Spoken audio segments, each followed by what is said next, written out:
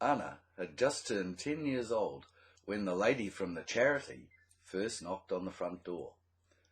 "I'm collecting for some poor people living overseas. There's a famine in their land and lots of children are starving to death." But being 10 years old, Anna considered herself quite adult.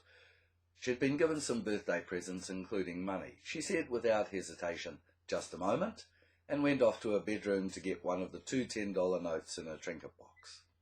One had come from her parents, the other from an auntie. Well, so she thought, because it simply said "Anonymous" on the card.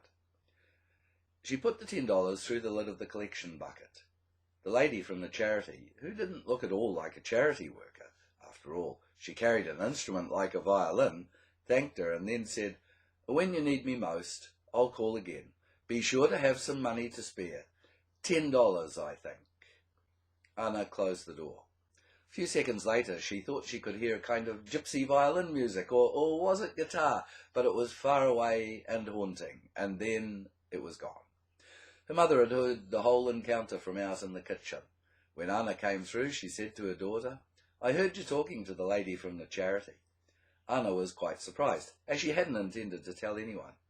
"You know her?" "Not personally, but I've seen her out and about doing collections. She's been around some time, I think. Sometimes you can hear her playing in the distance. I was proud of what you did. Only thing is, I didn't see, so how much did you give?" Anna's reply was a bit hesitant, because she wasn't sure what her mother's reaction would be. "Oh, $10, said her mother. There was a pause. Awkward? Maybe. "I'm not going to give it back to you, because that would diminish the value of what you did. It won't be any time at all before you've made $10 more. So it really and truly is your gift. Always remember that the people who needed your money weren't in any position to do what you've done." Another pause. At first, the charity bucket seems like a bottomless pit. You'll have to learn what you're putting into it. Be sure to keep on filling it as best you can. Then it will seem like something very different. Anna felt rather good on hearing that. Now, she had no regrets about having put half her birthday money to charity. Her mother had, of course, been 100% on the button with her predictions. In no time at all, Anna had another $10 and much more besides. The months and the years rolled by, and before she knew it, Anna was 20 and had even learnt a little guitar. Charity workers and collectors would occasionally call, and Anna was always generous. But it wasn't just about money. Sometimes she hated giving away her money. Sometimes she didn't mind at all. She loved it. In any event, she had become much more alive to the world. It seemed to give endlessly. Occasionally, the hint of a tune carried from somewhere not close by. She was putting in plenty in all kinds of ways. Yet, she didn't see the mysterious lady from the charity again, even over a decade of expecting it. On the other hand, Anna hadn't felt any need to see her. Meantime, the charity bucket indeed proved a bottomless pit, with natural disasters near and far, man-made disasters near and far, and all the while more and more needs presenting themselves as opportunities near and far.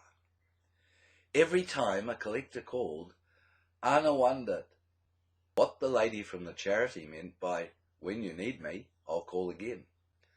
So that thought popped into her mind quite often, yet less and less often as her world grew so much. Her life was rich and full.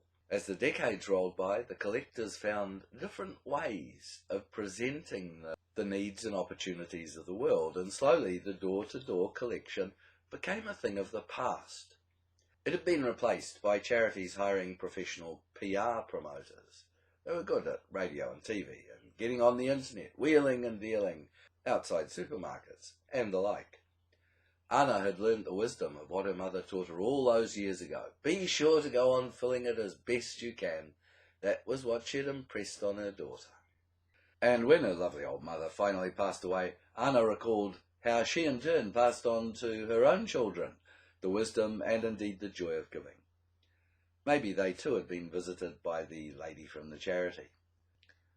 Anna was soon to be 90 years old. It was just a few weeks away. She wondered whether she'd make it. She knew she didn't have very much time left at all, no reserve. What a great life she had had. Yet old age hadn't been kind to her. There were various serious ailments to deal with. Too many trips to hospital, too many memory lapses. Today she was feeling especially bad. What she needed was a bit of charity herself. The gift of death? Maybe. There was a knock at the door. She struggled to her feet to get to it, and there, standing looking as if not a single day had passed, was the lady from the charity. Now you need me, Anna. You have the second $10? It's time to pay it into the charity bucket. Yes, I do have it. I've kept that one note all these years, my whole life. Come in. Let me sit down, and of course you too. Then I'll get it. She fell into the chair. Tell me, who are you? Anna asked. Of course I'll tell you. But first, tell me who you are.